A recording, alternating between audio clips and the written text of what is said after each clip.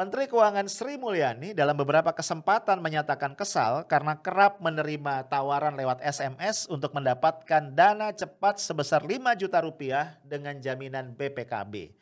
Banyak netizen yang kemudian mengolok-olok dengan mengatakan, iyalah ditolak cuma 5 juta, lain cerita kalau ditawari utang baru 5 miliar dolar.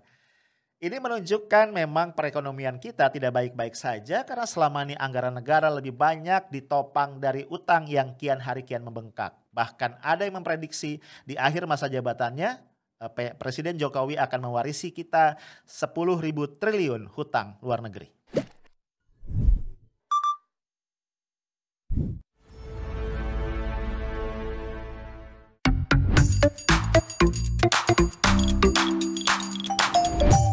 Halo guys, ketemu lagi kita hari ini Kamis 25 Maret 2021. Kalau ini nih tanggal 25 kayak sekarang, biasanya banyak yang happy nih ya. Karena ini adalah tanggal gajian di beberapa perusahaan. Betul gak sih? Ada gak di antara lu yang udah gajian? Komentar dong ya di kolom komentar. Nah kita kembali nongkrong di lunch break ya. Waktunya lu rehat sejenak dari kesibukan-kesibukan lu dari tadi pagi. Dan gue akan ngajak lu ngobrol tentang ibu kita. Nah, kalau ibu kita nih biasanya konotasinya tuh ibu kita Kartini ya. Ini enggak ini ibu kita Sri Mulyani. Ibu Sri Mulyani Menteri Keuangan yang konon mendapatkan predikat sebagai Menteri Keuangan terbaik ya di dunia. Di dunia apa Asia Pasifik sih ya, pokoknya something like that ya, Menteri Keuangan terbaik. Ya, walaupun kemudian ada beberapa pihak yang mengkritik ya, antara lain Bang Rizal Ramli yang mengatakan bukan Menteri Keuangan terbaik ya, tapi Menteri Keuangan terbalik.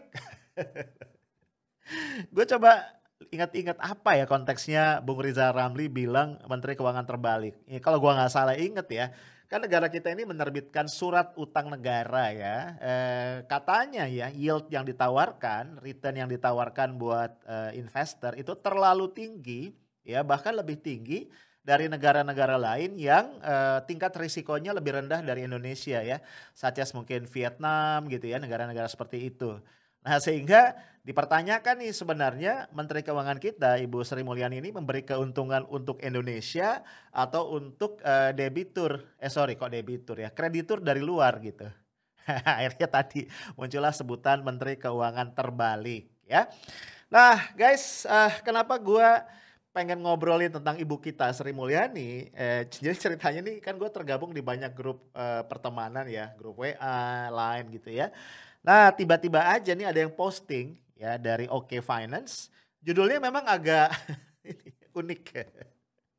Sebenarnya pasti baca isinya ya apa namanya ya lu tahu lah ya kalau judul di berita-berita online kadang-kadang judulnya apa isinya kenapa gitu ya.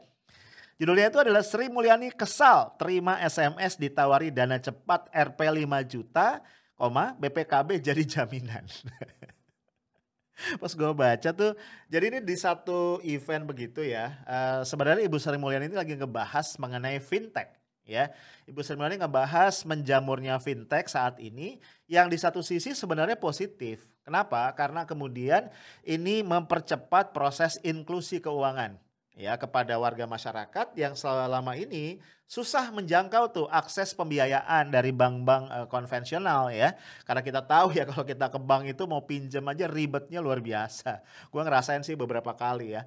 Nah, dengan adanya fintech ini ya, misalnya P2P lending ya, misalnya itu akan memudahkan masyarakat yang tadi membutuhkan dana mungkin untuk usaha atau untuk keperluan-keperluan darurat. Tapi kan fintech ini kemudian menjamur ya, sehingga ada yang legal, ada yang ilegal. Nah, yang ilegal ini biasanya ya motivasi bisnisnya udah jelas nih ya, mengeruk keuntungan sebesar-besarnya dari ketidaktahuan nasabahnya ya, ketidaktahuan konsumennya, sehingga akhirnya banyak yang jadi korban ya kan. Sering kan kita dengar ya berita-berita di berbagai media tentang korban-korban dari fintech ilegal ini. Dan Bu Sri Mulyani mengingatkan agar masyarakat yang menggunakan jasa fintech tadi itu waspada, dicek dulu nih mana yang legal, mana yang ilegal gitu ya. Nah, Bu Sri Mulyani mengatakan tadi ya positif memang menyebabkan atau mempermudah tadi, mempercepat inklusi keuangan, tapi tadi juga ya OJK misalnya itu harus lebih cermat untuk melakukan pengawasan supaya tidak semakin banyak warga masyarakat yang jadi korban. Nah, di konteks itu Ibu Sri Mulyani cerita Jadi ke handphonenya dia itu sering banget masuk tuh message ya, yang nawarin tadi ya, nawarin dana cepat 5 juta, jaminan BPKB, ya bahkan, beliau bilang nih, tiap hari itu sibuk tuh menghapus yang pesan-pesan yang nggak jelas itu. Gua mikir, masa iya ya sampai nomor HP-nya Ibu Sri Mulyani dikirim gituan juga. Kurang ajar nih ya fintech-nya. Nah, tapi yang mau gua bahas sebenarnya gini, yang menarik ya, di posting itu kan kemudian banyak komentar ya, lu tahu kan biasa kalau di grup-grup WA ya. Ada juga yang komentarnya tuh agak-agak cynical ya, agak-agak sinis gitu. "Iyalah kesel," katanya gitu ya, "ditawarnya cuma 5 juta." "Coba 5 miliar dolar."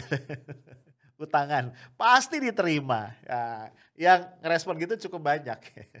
Kamu ketawa ya, masa iya ya 5 miliar dolar terus jaminannya BPKB. Mungkin kalau 5 miliar dolar itu jaminannya apa ya, hutan Indonesia, apalagi sih tambang ya kan, mungkin yang kayak gitu ya jaminannya. Atau bandara, jalan tol ya mungkin jaminannya itu. Nah, gue coba pahami ya kenapa muncul tadi respon-respon yang sinis dan kocak sih sebenarnya ya. Ya karena kita sudah tahu ya, ini jadi rahasia umum bahwa, negara kita ini, memang keuangan negaranya saat ini, ditopang betul dari hutang ya sebagai sumber penerimaan. Nah ini udah mafhum lah kita ya bahwa utang luar negeri kita itu tahun lalu aja itu sudah menembus 6.000 triliun. Ini jumlah yang sangat-sangat besar ya. Walaupun berkali-kali baik pemerintah maupun Bank Indonesia itu memberikan hiburan lah ya kepada kita dengan mengatakan, utang kita ini masih aman, masih relatif sehat dan terkendali. Gue kadang-kadang nih, pemerintah nih kalau ngomong ya dipikir dulu apa enggak ya, walau alam ya, apa gue yang kurang pinter ya, walaupun gue pernah kuliah S1, S2 di Fakultas Ekonomi ya. Tapi gue nggak ngerti ya amannya di mana, terkendalinya di mana gitu. Itu 6.000 triliun loh bro. Iya sih, undang-undang mengatakan bahwa utang itu maksimal adalah 60% dari PDB. Dan konon ya, hutang kita itu masih di bawah itu ya, masih di bawah persentase dari PDB. Gue nggak tahu angka pastinya berapa. Tapi kan persoalannya bukan cuma itu ya guys ya. Kita harus bicara juga beberapa komparasi. Misalnya kita harus komparasikan dengan hutang di periode-periode pemerintahan atau rejim sebelumnya. Ya, 6 tahun pemerintahan Pak Jokowi ini kan salah satu prestasinya adalah mencatat penambahan hutang yang dahsyat luar biasa. Kemudian juga kita nggak boleh lupakan ya bahwa cicilan hutang kita itu sudah sangat-sangat berat loh Bro. Ya, kalau gua nggak salah itu bunga hutang saja itu sekitar berapa ya? Sekitar 300 triliun lebih ya. Itu kita bayar bunganya doang. Sehingga beberapa kali anggota DPR RI misalnya menyoroti bagaimana utang kita tuh nggak efektif ya untuk menggerakkan roda perekonomian. Kenapa? Karena sebagian besar hutang itu ya kita gunakan untuk mencicil hutang lagi ya. Bahkan tadi mencicil bunga dari hutang-hutang kita sebelumnya. Ya jelas lah bisa dipahami kenapa utang itu kok nggak bisa menggenjot perekonomian kita. Bahkan nih guys, yang lebih bikin gua miris ya, ini ada satu berita yang menggambarkan bahwa Indonesia ini saat ini sudah berada di peringkat 6 ya, negara penghutang terbesar di dunia. Gue geleng-geleng, ini kenapa sih prestasi kita yang gini-gini ya? Kenapa sih prestasi yang lain yang lebih bagus gitu? Ini negara penghutang terbesar ya. Again, biasalah pemerintah dan Bank Indonesia mengatakan masih aman dan seterusnya. Yang lebih gue bikin miris lagi, beberapa pihak memprediksi bahwa di akhir masa jabatannya nanti di tahun 2024 ya, masa jabatan Pak Jokowi maksud gue, itu total hutang kita diperkirakan akan menyentuh angka 10.000 triliun. Silakan deh ya, lu aja yang hitung itu nolnya berapa dan gedenya segimana tuh 10.000 triliun ya. Kalau kemudian kita belanjakan kita beliin kerupuk gitu. Banyak banget. Kita beliin micin. Itu bisa bego tuh ya orang sedunia turun-temurun ya micin 10.000 triliun. Nah guys, kondisi-kondisi ini kan harusnya memicu keprihatinan kita semua, memicu keprihatinan pemerintah dan harusnya pemerintah kemudian memberikan penjelasan yang clear mengenai kondisi hutang-hutang luar negeri kita. Ya, bukan sekadar memberikan penjelasan bahwa masih aman, masih terkendali, apalagi ya masih dalam batas yang diizinkan undang-undang dan seterusnya dan seterusnya. Ya, Pak JK sendiri ya, wapres kita yang ke-10 dan ke-12 ya, itu pernah mengingatkan ini kalau tidak dikendalikan bisa jadi ya 30-40% APBN kita akan tersedot untuk bayar utang. Nah guys, dalam kondisi ini ada lagi, hal-hal yang lebih memprihatinkan begitu ya. Kita tahu dalam kondisi pandemi ini sebagian dari hutang itu kita gunakan antara lain sebagai, atau mendanai jaring pengaman sosial ya. Misalnya untuk memberikan bantuan sosial ya dan berbagai bentuk bantuan lainnya kepada rakyat yang paling terdampak. Eh, Banyak negara yang udah ngebantu kita ya, salah satunya adalah, Jepang misalnya ya. Jepang itu sudah membantu kita sekitar nih, entar gua lihat dulu datanya ya, 6,95 triliun. Ya mungkin, relatif terhadap total hutang nggak besar, tapi itu angka yang gede ya, 6,95 triliun. Nah kemudian ternyata guys, dana-dana yang digunakan atau dialokasikan untuk bantuan sosial ya terkait dengan Covid ini dikorupsi. Ya kita tahu ya sampai hari ini KPK ini masih melanjutkan pengusutan dan pemrosesan perkara dugaan korupsi bansos di Kementerian Sosial yang antara lain melibatkan, mantan Menteri Sosial Juliari Peter Batubara. Ya. Nah, sampai-sampai saat itu guys, media-media Jepang itu cukup ramai memberitakan, kasus ini. Ya bisa dipahami karena pemerintahnya ikut memberikan pinjaman.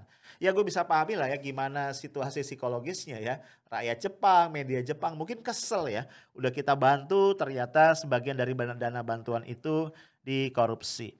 Nah guys, ada lagi satu momen menarik ya, di mana Ibu Sri Mulyani itu memberikan gambaran ketika dia flashback ya ke tahun 2020, dia gambarkan bahwa ketika tahun 2019 menyusun APBN ya untuk tahun 2020 itu sudah disusun dengan beberapa asumsi yang, ciamik banget gitu ya. Dan ini APBN-nya bisa jadi APBN yang balance, APBN yang sehat, ya APBN yang cukup efektif untuk mendorong, pertumbuhan ekonomi. Tapi apa daya, kemudian terjadi COVID-19 sehingga, perlu, revisi-revisi, perubahan-perubahan dan sebagainya. Dan di ujung penjelasannya itu, Ibu Sri Mulyani ya dengan sangat religius mengatakan, kira-kira kalimatnya ya, kita atau manusia itu merencanakan dan Tuhan yang menentukan. Gue terharu ya, Ibu Sri Mulyani ya, yang Menteri Keuangan, mantan Direktur Pelaksana IMF gitu ya. Sosok yang sering diidentikan sebagai tokoh neoliberal ya, ya dalam konteks ekonomi ya, dalam konteks pemikiran-pemikiran ekonomi, itu tiba aja sangat religius gitu. Ya kan kalau belajar ekonomi di, perguruan tinggi kan kayaknya nggak pernah deh gue ngelihat atau ngerasain bahwa Tuhan itu dimasukkan sebagai variabel di dalam perencanaan ekonomi makro.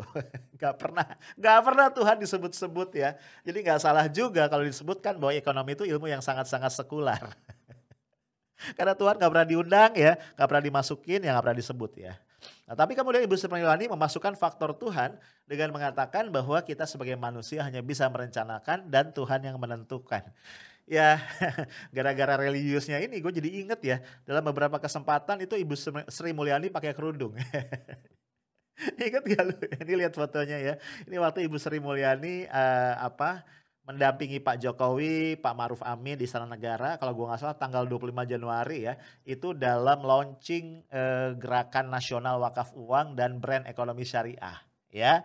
Ibu Sri Mulyani juga pernah pakai kerudung kalau nggak salah di dalam ketika dia diangkat jadi ketua ahli ekonomi syariah kalau gue nggak salah pakai kerudung.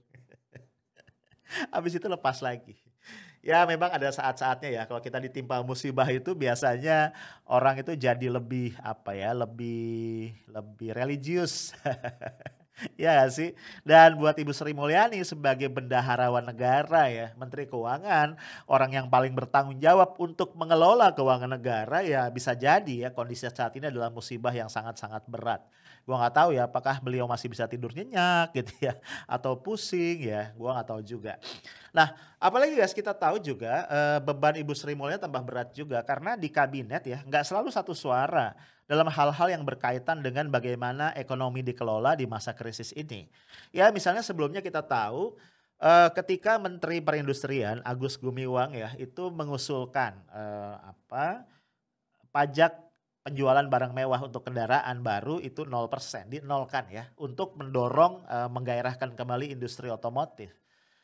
Sejak awal Ibu Sri Mulyani, menolak ide itu ya, menolak keras ide itu. Ya bisa dipahami lah ya, ketika krisis begini, penerimaan negara menciut dari berbagai sektor termasuk pajak, ada ide dari sejawatnya untuk menolkan pajak gitu kan. Tambah pusing deh tuh ya Bu Sri Mulyani. Nah guys, tapi entah kenapa kemudian ya, gua nggak tahu ya, Menteri Perindustrian ngelobi siapa, ya mungkin ngomong sama Pak Jokowi atau gimana, I don't know. Akhirnya Beleit itu dikeluarkan. Ya kata Bos Sri Mulyani ya mungkin dalam hatinya berkurang lagi deh penerimaan gua gitu kan dari pajak. Lah guys, nggak cukup sampai di situ kepusingan dari Ibu Sri Mulyani ya. Itu ditambah lagi karena, belakangan kita dengar ada kasus mega korupsi ya di, Direktorat Jenderal Pajak ya. Bahkan melibatkan bukan cuman pegawai Ditjen Pajak, bukan cuman, kepala kantor pelayanan pajak, tapi bahkan melibatkan level direktur. Ya, direktur ya salah satu direktur di bawah direktur jenderal, pajak. Nah, ini buat kita sangat bikin miris ya. Ya di satu sisi kita tahu ya, orang-orang yang bekerja di Ditjen Pajak itu gajinya sebagai ASN itu punya standar yang jauh lebih tinggi ya. Kesejahteraannya itu benar-benar diperhatikan banget. Karena berangkat dari asumsi ketika kesejahteraan pegawai itu diperhatikan, dicukupkan ya, levelnya dinaikin, itu maka kemudian motivasi untuk melakukan korupsi mestinya berkurang. Ternyata manusia itu emang greedy ya. Dan gilanya guys, ini dugaan sementara ya, hitungan kasar setidaknya ini uang suap yang terlibat adalah 50 miliar. Nah ini menurut gue ini kecil banget ya, pasti kalau ditelusuri bisa jauh lebih besar dari itu. Dan modusnya itu simple sebenarnya ya, ini kong kali kong aja nih antara apa wajib pajak, konsultan pajak dengan pegawai di Ditjen Pajak gitu. Sehingga pajak yang dibayarkan oleh wajib pajak menjadi jauh lebih kecil daripada yang seharusnya sehingga negara dirugikan triliunan rupiah. Dan yang bikin miris guys, ini yang terlibat ya, wajib pajak yang diduga terlibat dalam kong kali kong ini bukan perusahaan-perusahaan kecil ya. Setidaknya ada 3. Pertama adalah PT John Lynn Baratama, ini adalah tambang batu bara ya di Kalimantan Selatan milik Haji Isam ya. Kalau lu dengar nama Haji Isam mungkin ring a bell ya. Dia ini adalah seorang kuat ya, satu orang kuat di Kalimantan Selatan karena crazy rich ya. Itu punya bisnis yang luar biasa, ya rumahnya itu megah kayak istana ya berhektar-hektar, bahkan juga punya apa bisnis di di pulau-pulau lain. Dan dia juga orang kuat yang sangat dekat dengan kekuasaan. Di Pilpres 2019 yang lalu beliau adalah wakil bendahara di tim ses Jokowi Ma'ruf Amin. Lu tahu kan ya, nggak mungkin orang yang nggak tajir melintir diangkat jadi bendahara atau wakil bendahara. Karena tugasnya adalah mensuplai keuangan untuk tim ses atau tim kampanye tersebut. Yang kedua adalah Paninbank ya, sebuah bank yang besar ya, yang kita tahu juga bukan perusahaan yang main-main. Dan satu lagi adalah PT Gunung Madu. PT Gunung Madu ini PT Gunung Madu Plantation ya ini punya perkebunan tebu dan pabrik gula yang beroperasi di Provinsi Lampung. Ini nggak main-main guys ya. Jadi gua ragu kalau angka suapnya itu hanya di angka 50 miliar ya. Gua yakin kalau ditelusuri oleh penyidik KPK akan ketemu angka yang jauh lebih spektakuler dari itu. Nah guys lu bayangin ketika pajak kita menderita shortfall penerimaannya, kemudian justru ini ada tikus-tikus besar yang apa makan padi yang ada di lumbung. Kira-kira perumpamaan puitisnya kayak gitu. Ini tentu sangat menyakitkan ya guys ya.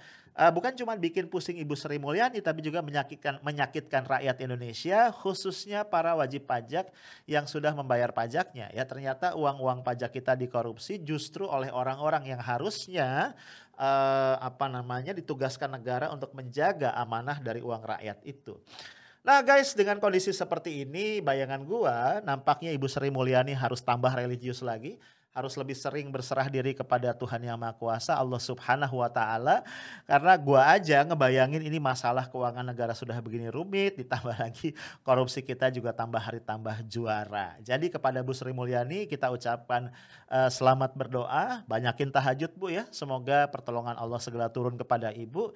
Tapi sebenarnya ada pilihan ya. Kalau Bu Sri Mulyani merasa ini sudah di luar kemampuan dan bikin pusing daripada Ibu sakit kepala tiap hari, mendingan mengundurkan diri adalah pilihan yang jauh lebih baik ya.